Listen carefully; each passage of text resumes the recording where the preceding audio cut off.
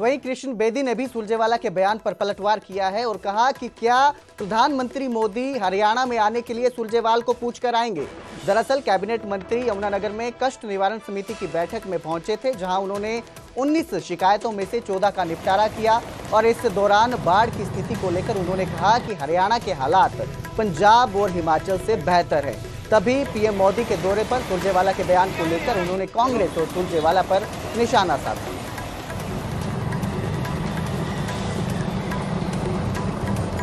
देखिए, सुरजेवाला जी जो चाहेगा ऐसा होगा, ये तो संभव है नहीं। परंतु पंजाब, हिमाचल, उत्तराखंड और जम्मू और कश्मीर में जिस प्रकार से अति वर्षा के कारण जो जनधन की नुकसान हुआ है, उनकी समस्या का समाधान करना केंद्र सरकार जिम्मेवारी समझती है। इसके प्रधानमंत्री संवेदनशीलता के साथ उन लोगों का दुख में और उन लोगों को सहानुभूति देने के लिए आ रहे हैं। हरियाणा के हालात हमारे पड़ोसी राज्यों से ज़्यादा कंट्रोल में है, बेहतर है। हमारे माननीय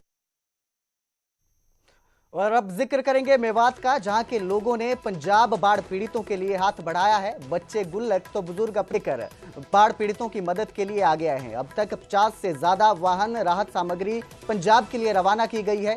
गांव में तेजी से खाद्य सामग्री जुटाई जा रही है। जुम्मे की नमाज में बाढ़ पीड़ितों के लिए दुआ मांगी गई है। मस्जिदों और मरकजों में राहत सामग्री जमा हो रही है। युवा, महिला, बुजुर्ग सब इस नेक काम में शामिल हो रहे हैं और हर कोई बाढ़ पीड़ितों की मदद के लिए आगे आ रहा है।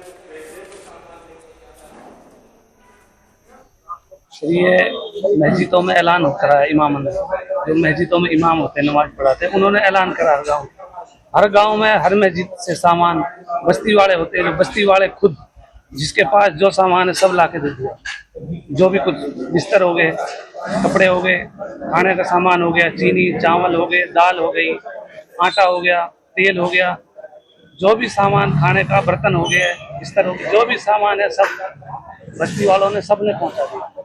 तकरीबन अब तक 30 ट्रक वहां पर पंजाब के लिए बाढ़ पीड़ितों के लिए पहुंचा दिए हैं और तकरीबन आज शाम को भी एक 15-20 ट्रक वहां पर आज रात तक पहुंच जाएंगे और उनके लिए आगे की राहत के लिए भी लगातार हमारे पास राहत सामग्री लोग पूरे गांव मोहल्ले से छोटे बच्चे, बड़े, बूढ़े, बुजुर्ग सब जिनकी जैसी हैसियत यानी हैसियत से भी कई गुना अपना सामान यहाँ पर मरकज में इकट्ठा कर रहे हैं और यहाँ से इकट्ठा होकर हम वहाँ पर पंजाब के बाढ़ पीड़ितों के लिए भेज रहे हैं।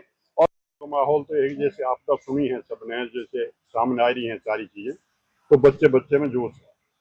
गांव के छोटे छोटे बच्चे भी भाग के जैसे बन रहा किसी को तो पंजाब की मदद करना चाहता है। और मेवात की खासियत रही है, जैसी कुर्बानियां मेवात ने दी हैं, आज भी देश की धरती में हम जो पूरे देश में देखते आते जाते हैं, तो वाकई मेवात जैसे इलाका इस देश में कहीं नहीं है। हिसार के सियाय में देश का पहला ड्रोन हब बनेगा। ड्रोन निर्माण, मरम्मत और प्रशिक्षण की अत्याधुनिक सुविधाएं यहां पर उपलब्ध होंगी। दक्षिण एशिया का सबसे बड़ा ड्रोन हब अब हरियाणा में बनेगा। सीएम नायब सैनी ने कहा कि तकनीक के क्षेत्र में यह नई छलांग है, हरियाणा की एक लंबी छलांग है। हरियाणा का जो यहाँ पर ड्रोन हब बनेगा हिसार में, ये तकनीक और स्टार्टअप्स का हब बन जाएगा और ये एक लंबी छलांग रहेगी हरियाणा के लिए। तो हिसार के सियाय में पहला देश का ड्रोन हब बनेगा और ये दक्षिण एशिया का सबसे बड़ा ड्रोन हब होगा।